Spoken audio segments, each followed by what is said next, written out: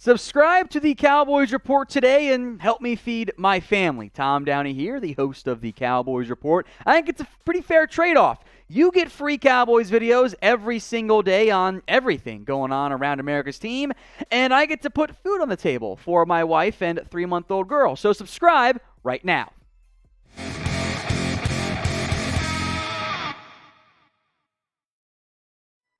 This is the Dallas Cowboys Report. I am Tom Downey. We're going to break down the latest on the Cowboys on the eve, to an extent, of the NFL franchise tag deadline. That is arriving on Tuesday. And you might have seen headlines out there of Dalton Schultz, quote-unquote, likely being tagged by Dallas. Now, I will make note that there's some deceptiveness in that headline. I'll explain what I mean momentarily. Brian Broaddus also reports Schultz's agents don't expect him to be tagged. We do know the Cowboys want to keep Dalton Schultz.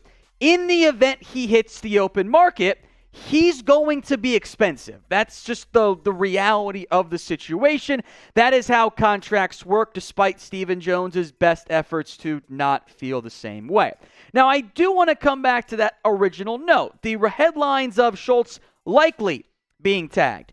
Those headlines are not accurate. That is not what is being reported right now. The original sourcing of this comes from ESPN's Jeremy Fowler. And although he does use the word likely, it's not what he wrote. Here's exactly what Fowler wrote for ESPN.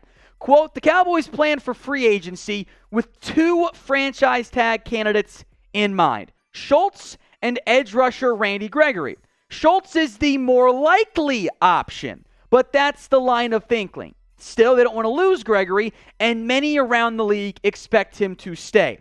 More likely is the key phrase there. That's not saying it is likely Schultz is going to get tagged at around $11 million. It's that he is more likely if somebody gets tagged than Randy Gregory, which makes a lot more sense because Gregory's around $20 million. The official franchise tag number is not out. You'll see different numbers anywhere from 17 to 20. I'm using over the cap. So those reports of, he's likely going to get tagged, it's not what Fowler wrote. He wrote it was more likely Schultz gets the tag, which is right. Look, the Cowboys do want to keep Randy Gregory on the team, on the roster. And I do believe that that is the likely outcome. And there are also hints from Jerry Jones that I want to keep him on a hometown discount.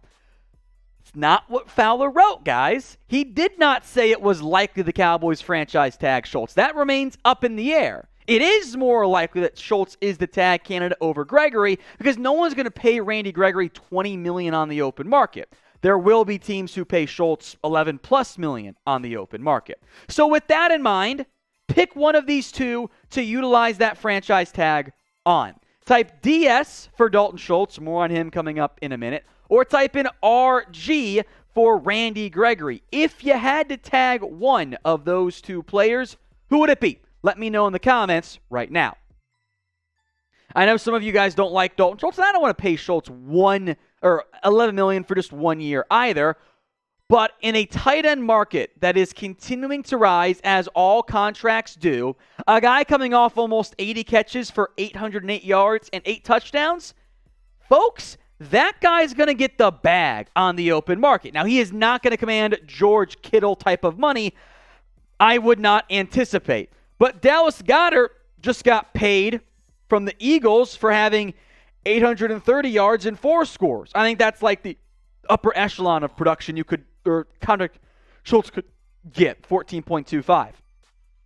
But then the 2 Patriots tight ends, right? Jonnu Smith, Hunter Henry, $12.5 million. He's going to break the bank for Austin Hooper money, $10.5 million a year. That is the type of contract you're going to have to give Dalton Schultz on a long-term deal. The franchise tag, $11 million, he's not going to take less than that unless it is a team-friendly discount, because that's the franchise tag cost. So if you want to bring back Dalton Schultz, you got to break the bank in order to do so, which is why a multi-year deal makes more sense. You can find a way to bring that cap hit down in year 1 and still give him a pretty good amount of money moving forward. So let me know in the comments, most you'd pay Dalton Schultz per year. Drop a figure for me right now.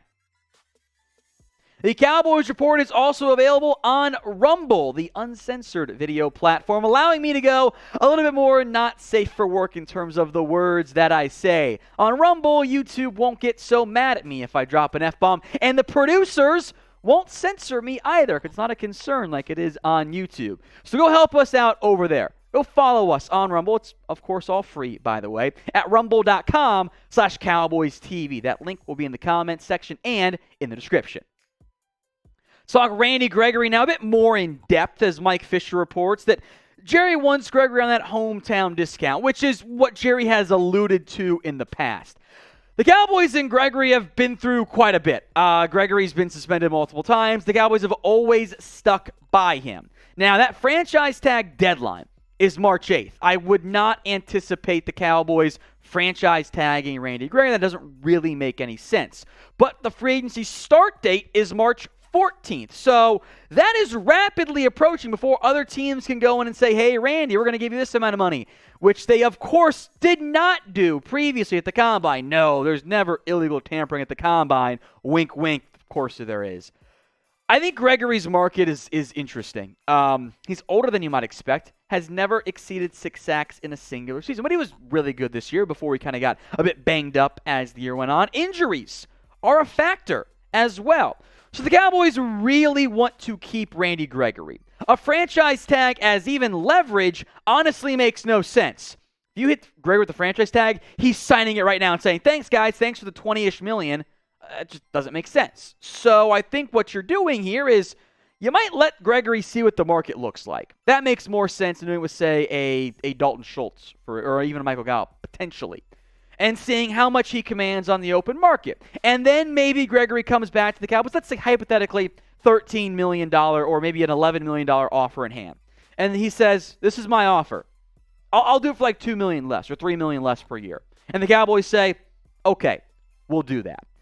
The Cowboys, if they don't retain Gregory with uncertainty around DeMarcus Lawrence as well, edge is a pretty big need for the organization, just like that. Dorrance Armstrong, also a free agent, although you could always just give Mike a pass rusher more reps at that position. So I would bet that Gregory is back.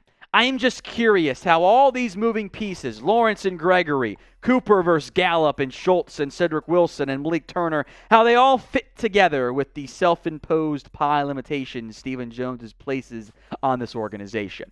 So what do you guys think? What is the most that you would pay Randy Gregory per year? Drop a figure. Remember, the more years you go, the more you have to pay a player per year. That's just how the contracts are structured. That's how it always ends up working out. So let me know in the comments section right now. The NFL Combine is in its final day. The DB set to run in a very short matter of time here, depending on when you're watching. This might have already ran. Thanks to Bobby Belt, former friend of the show, former Cowboys Boys and Girls show host here. There are 5 known meetings of prospects with the Cowboys. Now, everyone left early, so we don't know the full list, but these are 5 guys I want to spend more time on. Treylon Burks, first up here. I'd be fine with that pick in round 1, especially if you end up losing Amari Cooper and or others. Now, he was used like Deebo Samuel at Arkansas. Now, go watch the Bama game. First snaps, he's lined up there at the running back position. And he's a big boy, 6'2", 225. However, he didn't quite live up to the hype at the Combine when the goal was he might run sub-4, mid-4.4s. Not quite what he ended up doing. These are the relative athletic scores, factors in size, and compares to all the data that's out there over the years for different positions and players and all that great stuff. Shout out at MathBomb on Twitter. Great follow, by the way, Kent Lee Platt.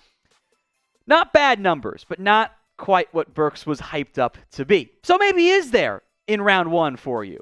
I want you in the comment section right now to drop a prospect, a name, or prospects, I guess, who you want the Cowboys to draft in round 1.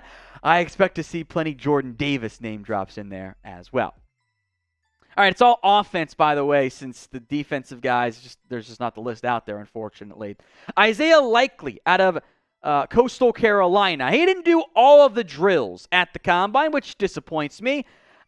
I think decent athlete, at minimum, probably a good athlete there. One of the top 5 tight ends for me in this year's class. He plays more like Blake Jarwin than Dalton Schultz. What I mean by that is I don't trust him in line. I don't trust him as that blocking tight end so many of you guys want. But as a guy who can move around, line up as some of the H-back, do some in-line, be some slot reps as well, that begins to make sense for Likely in terms of his fit in the NFL. So I think wait till 3rd round, 4th round, there will be tight ends on the board if that's a route the Cowboys want to go, if they don't retain Dalton Schultz.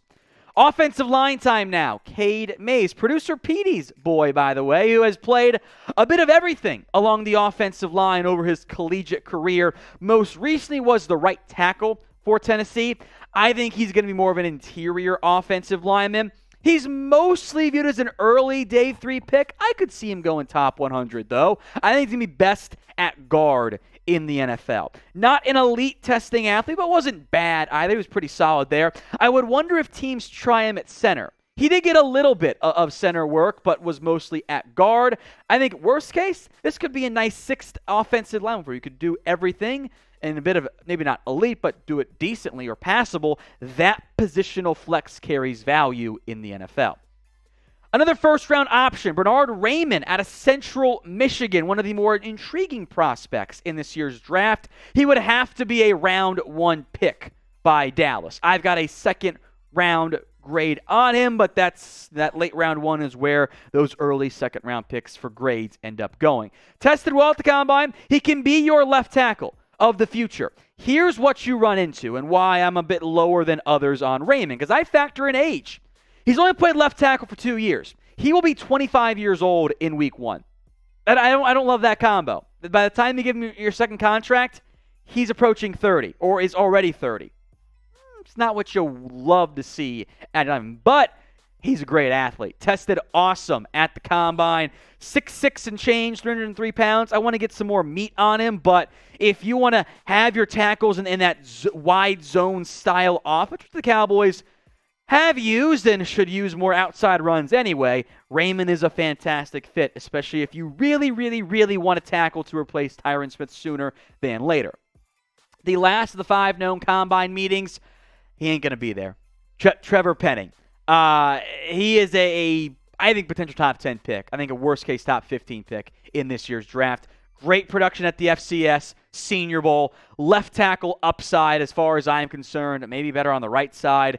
He will not be on the board for pick number 24. He is too well regarded and tested too well at the Combine this year as well. Now, maybe for some of this is a good thing since a very penalized player will play through the whistle, which is great, but also sometimes a bit too much. So, tested like Colton Miller.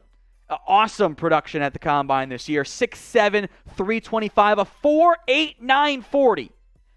Absolutely insane. The broad jump was great. The agility drills were awesome as well. So, if you wanted Trevor Penning, was already a big long shot, he ain't going to be there for you in round 1.